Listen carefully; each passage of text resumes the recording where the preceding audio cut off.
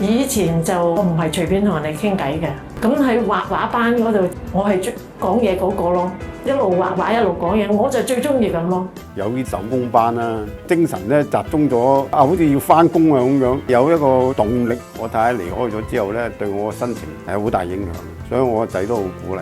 我有學粟米娃娃，好環保嘅。佢個染料咧都係用食物嘅染料嘅，染色咧佢都有少少個技巧喺度，所以就要嘗試多啲，識多咗朋友啦，大家又可以互相學習，同埋做咗啲公仔出嚟咧，又好有滿足感啦，咁啦。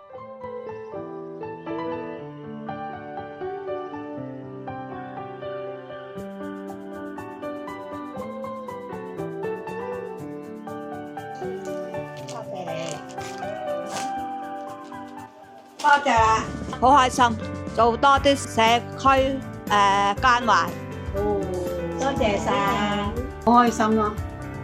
同埋咧，覺得好多人關心我。多謝多謝你好歡迎。